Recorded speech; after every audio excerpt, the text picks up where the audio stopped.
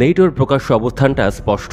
৩২ রাষ্ট্রের এই জোট তাদের ভূখণ্ডের প্রতিটি ইঞ্চি রক্ষা করবে, সেই প্রতিশ্রুতিরই প্রদর্শন দেখা যাচ্ছে রাশিয়ার সীমান্ত ঘেঁষা এস্তোনিয়ার টাপা সামরিক ঘাঁটিতে। একসময় এটি ছিল সোভিয়েত বিমান ঘাঁটি, এখন এটি এস্তোনিয়ার সেনাবাহিনী এবং ব্রিটিশ নেতৃত্বাধীন নেটো বাহিনীর একটি বড় ঘাঁটি। এস্তোনিয়ান ভাষায় টাপার অর্থ হচ্ছে হত্যা।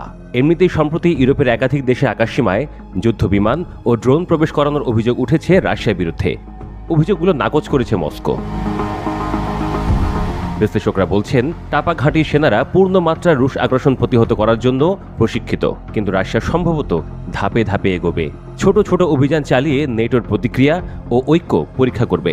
এস্তোনিয়ার সেই আকাশ লঙ্ঘন ক্রেমলিনের সেই বড় পরিকল্পনারই অংশ। নিজেদের করণীয় ঠিক করতে কয়েকদিনের মধ্যেই আলোচনায় বসার কথা নেটোর।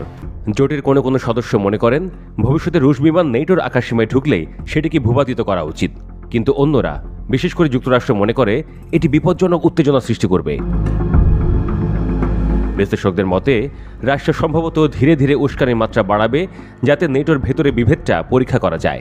দীর্ঘদিন ধরে একটি বিষয় আলোচিত হয়ে আসছে, রুশ সেনারা বাল্টিক অঞ্চলে কোনো দেশে প্রবেশ করতে পারে, সম্ভবত সেখানকার রুশ বংশোদ্ভূতদের রক্ষার অজুহাতে।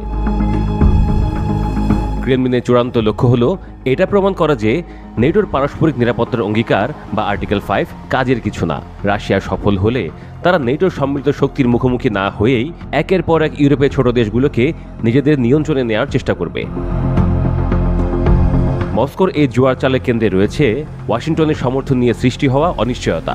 ইউরোপের নেটোর সামরিক সক্ষমতার প্রায় 40% যুক্তরাষ্ট্রের দেয়া। এর মধ্যে সবচেয়ে আধুনিক অস্ত্রশস্ত্রও রয়েছে। বাল্টিক অঞ্চলে মার্কিন সেনারাও মোতায়েন রয়েছেন। কিন্তু রাশিয়া নেটোর কোনো সদস্য দেশে বড় আকারের হামলা চালালে ট্রাম্প কিভাবে প্রতিক্রিয়া জানাবেন, সেই বিষয়ে অনেক প্রশ্ন রয়ে গেছে। ট্রাম্প প্রশাসন ও বাল্টিক মিত্রদের মধ্যে ভেতরে ভেতরে টানাপোড়েন রয়েছে।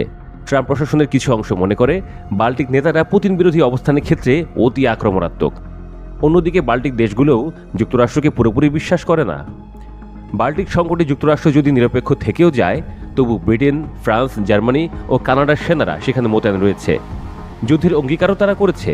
পোল্যান্ড ও ফিনল্যান্ডের মতো দেশ, যাদের যথেষ্ট সামরিক শক্তি রয়েছে, তারা ভালো করেই জানে এস্তোনিয়া, লাতভিয়া ও লিথুয়ানিয়ার ভাগ্য তাদের নিজেদের নিরাপত্তার সঙ্গেও ওতপ্রোতভাবে জড়িত।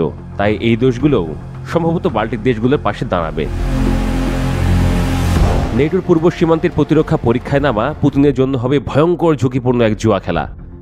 দুর্ভাগ্যজনক বিষয় হচ্ছে, পুতিন যে এমন বেপরোয়া জুয়া খেলতে সক্ষম, সেটা বিশ্ব 2022 সালেই জেনে গেছে।